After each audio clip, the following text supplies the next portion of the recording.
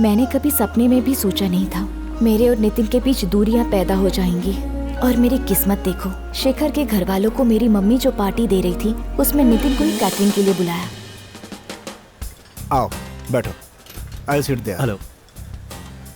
क्या कह के आपने राजी करवाया? मत खाओ।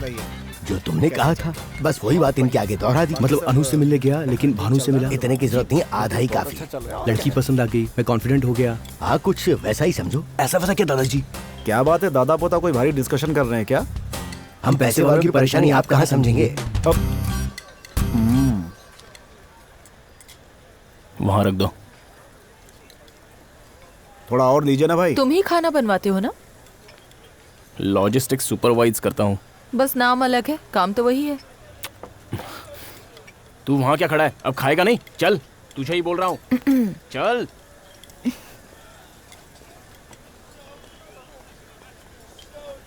एक्सक्यूज मी, कहाँ जा रही हो?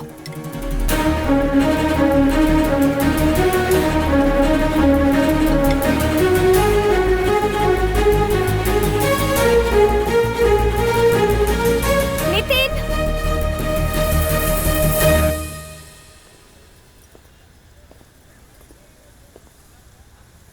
क्यों बुलाया मुझे? नितिन, तुम मुझे छोड़ दोगे क्या? तुम्हें? प्यार करूं उतना बड़ा आदमी नहीं हूं और छोड़ दूं उतना गैरत भी नहीं हूं। लेकिन एक बात बोलूं तो बेंज कार के सामने बिन ब्रेक की साइकिल पार्क की है ऐसा लगता है।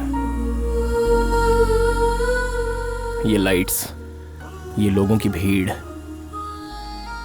ये ड्रेस, ये सब देखने पर लगता है कि तुम वो अनु नहीं हो जिसे मैं जानता हूं। कोई और हो, डॉटर ऑफ महालक्ष्मी, जो मेरी कभी नहीं हो सकती।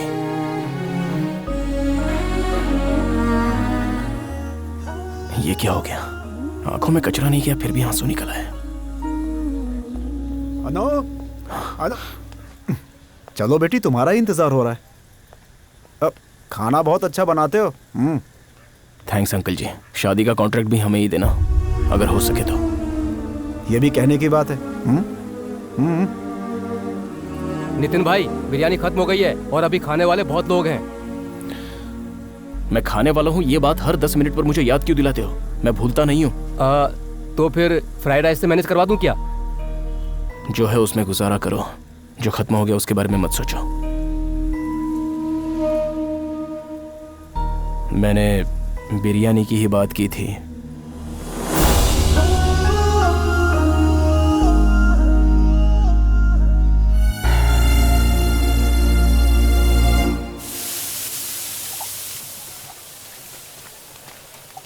अरे यार, एक अच्छा सा गाना सुना देना। ओह, ऐसे टाइम पे म्यूजिक बहुत जरूरी है। Good choice. या मेरी आवाज इतनी अच्छी भी नहीं है। तो मैं क्या कोई एसपी बाला सुब्रमण्यम हूँ जो तुझे नंबर दे दूंगा? गाना यार। Go ahead.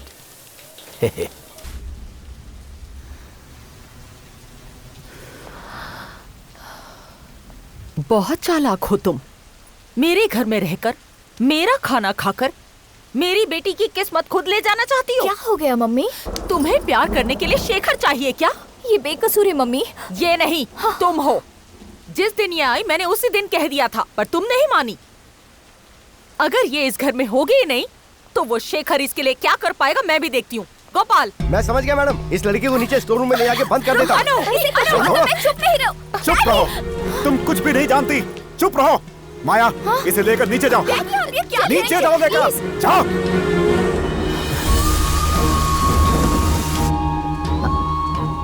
हेलो बनर्जी साहब, मैं महालक्ष्मी बोल रही हूँ। हाँ कहिए कहिए। हमारे पंडित जी ने कहा है कि कल सुबह 10:30 बजे का मुहूर्त सगाई के लिए बहुत अच्छा है। क्या कहा? कल? कुछ प्रॉब्लम है क्या? अब जब सब कुछ तय हो चुका है तो फिर प्रॉब्लम कैसी? रख लीजिए। भानु की शादी शेखर के साथ? तुम्हारी माँ को पता चला तो मार डालेगी। हाथ जोड़ता हूँ तेरी सगाई होने तक तू कुछ नहीं बोलेगी। दादाजी, मैं भानु से प्यार करता हूँ। ये कौन है?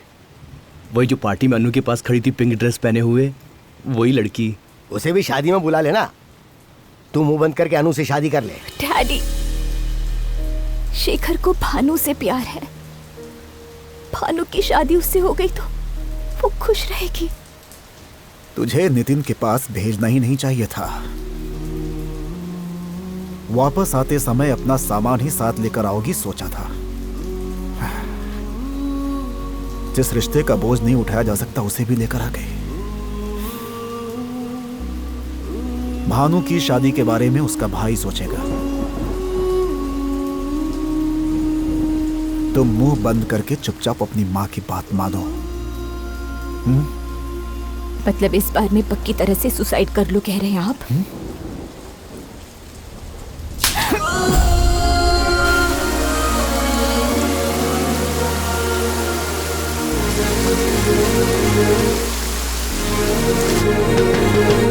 हाँ हाँ हाँ, आई है अंकल।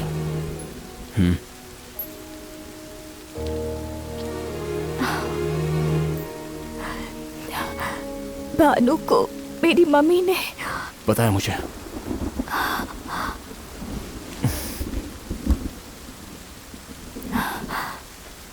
तुम मुझे अपने गांव ले चलो, तब पता चलेगा मेरी मम्मी को।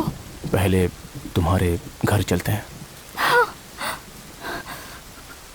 वो बबली कुछ बोलती नहीं है, इतनी बड़ी बड़ी आंखें करके देखती रहती है, फिर भी तुम्हें सब समझ आता है।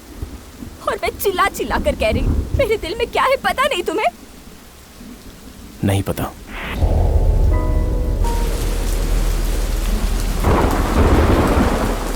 हमें जो मिलना चाहिए वो नहीं मिला, इसलिए मेरी माँ ने दरवाजा बंद कर दिया था। लेकिन तुम्हारी माँ के पास मैं तुम्हें ले जाऊं तो वो दरवाजा जरूर खोलेंगी। चलो घर तक छोड़ देता हूं। तुम्हें तकलीफ उठाने की कोई जरूरत नहीं, मैं खुद जा सकती हूँ।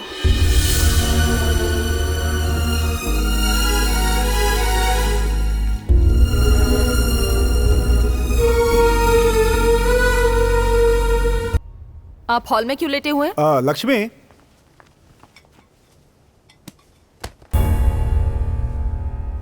भानु को भेज दोगे तो मैं चला जाऊंगा अंकल। सगाई हो जाने तक वो लड़की यहाँ रहे तो हमारे लिए अच्छा रहेगा।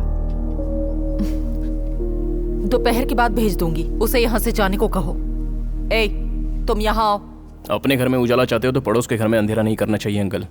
आप भेज रहे हो या मैं खुद ले जाऊं? तुम यहीं रुको, मैं भानु को लेकर आता हूँ। रुको बेटा, बाहर आओ। आओ, लेकर जाओ इसे। चलो भानु। कहाँ भैया?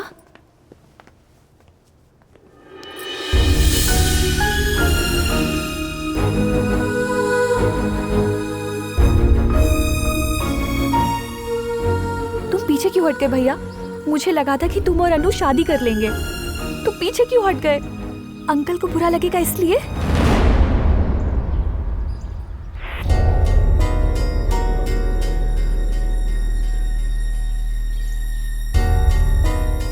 अंकल जी,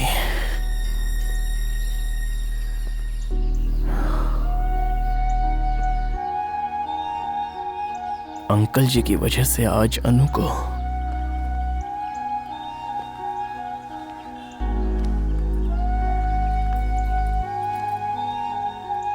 क्या हुआ भैया? हम जब बचपन में कैरम खेल रहे थे तब माँ ने कहा था कि दूसरों की खुशी के लिए अपनों को कभी नहीं रुलाना चाहिए। लेकिन मैंने क्या किया? आंटी के सामने अंकल को झुकना पड़ेगा इसलिए अनु को रुला दिया। उस दिन पापा ने जो गलती की वही आज मैं कर रहा हूं। आंटी को आगे बढ़ने के लिए उन्होंने अपनी जायदाद दे दी।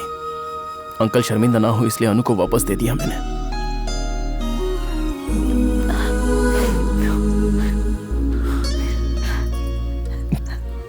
अपनी खुशी हमें अपनों में ही ढूंढनी होती है, दूसरों की खुशी में नहीं।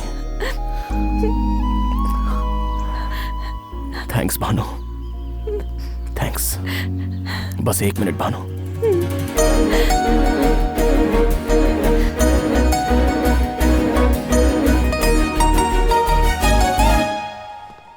अगले आधे घंटे में सारी डेकोरेशन खत्म होनी चाहिए, ठीक है? Okay madam. अनु, हाँ एक बात करनी है।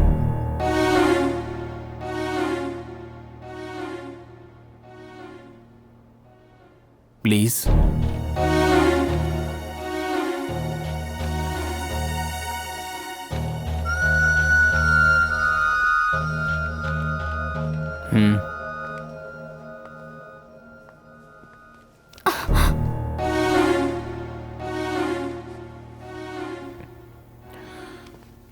आओ।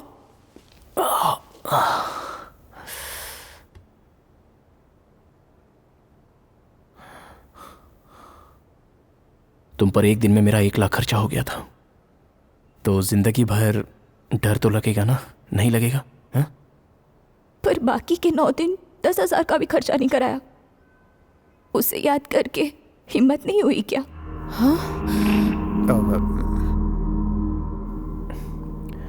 तुम जो मांगो शायद अब ना दे पाऊं तो। बात दो।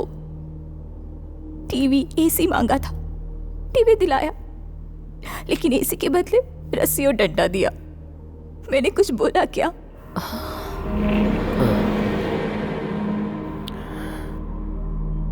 मैं गुस्सा होता हूं तो मुझे ही नहीं पता मैं क्या करता हूं। गाड़ी के दरवाजे पर तुमने कितनी जोर से पैर मारा था। आगे मत मारना।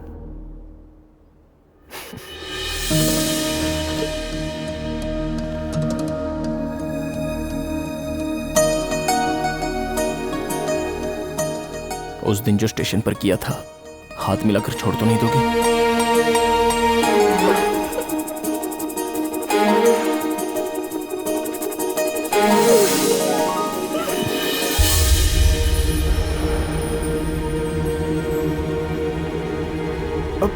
लक्ष्मी,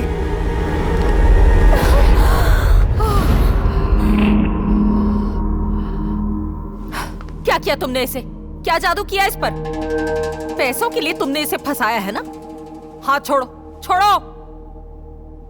ये मेरी है, मेरी बेटी है। आपने नहीं समझाया इसे? अगले 2 घंटों में सगाई है इसकी, बड़े बड़े लोग आने वाले हैं। मेरी इज्जत का क्या होगा? सिर्फ आपकी ही इज्जत है आंटी, मेरे पापा की नहीं थी। आपकी प्रॉपर्टी बहुत कीमती है, उनकी जायदाद कीमती नहीं थी। अगर हमें पैसों के लिए ट्रैप करना आता ना, तो पापा के दिए हुए पैसों का एग्रीमेंट बन जाता, या फिर आपके बिजनेस में हिस्सा मांगते। अगर ऐसा होता तो आप हमारी जगह और हम आपकी जगह होते। नितिन, ये सब किस लिए? रोकिए मत अंकल जी, इन्हें आज जानना ही होगा। इन्होंने जो पालकी उठवाई थी उसे हम कितने सालों से ढो रहे हैं, ये बात इन्हें क्लियर पता चलनी ही चाहिए।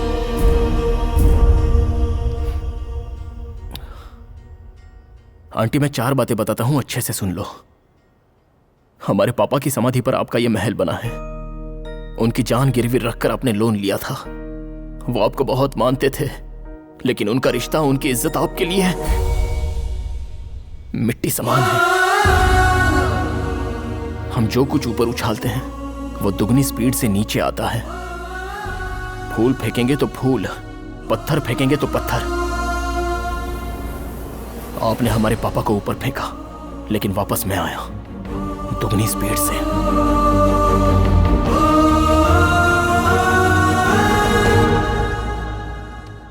मेरे पास आप जैसा महल तो नहीं होगा, लेकिन रानी मेरे पास है।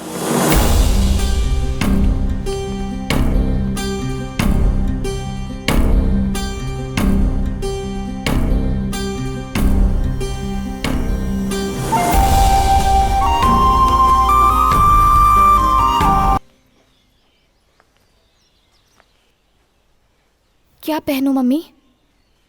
किससे शादी करूं ये पूछा था मुझसे, अब क्या पहनना है ये क्यों पूछ रही हो? तुम्हें वो सब पसंद नहीं है ना? म्यूजिक, डांस, तुमने वही किया जो तुम्हें पसंद था।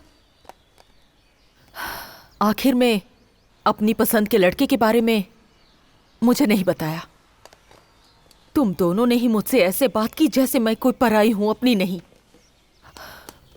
बस इसी बात का दुख है, लेकिन मैं इतनी आसानी से नहीं छोड़ सकती तुम्हें। तुम मेरी इकलौती बेटी हो। आखिर तुम्हें मेरा प्यार कब समझ आएगा?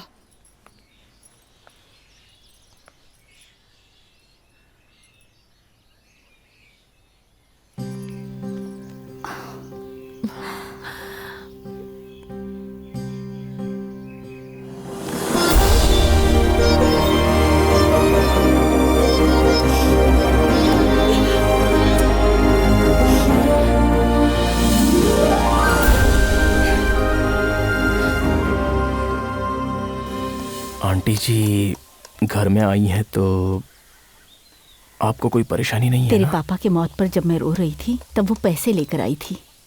उसके बदले मेरे आंसू पोंछने के लिए अपनी साड़ी का पल्लू दिया होता ना, तो उसी दिन मैं उसे अपने घर में बुला लेती। अनु को मैंने लाकर कोई गलती तो नहीं की ना माँ? हिम्मत दिखाइए माँ वो बहुत अच्छी लड़की है बेटा, तुम ज्यादा सोचकर उसे रुलाना मत।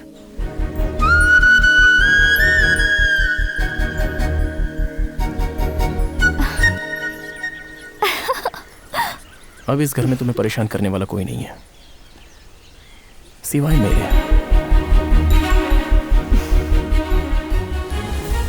अब मम्मी का गुस्सा खत्म हो गया, मतलब मेरा डर भी खत्म हो गया। नितिन की और मेरी फैमिली फिर से एक हो गई। अब इससे मैं नहीं खेलूंगी।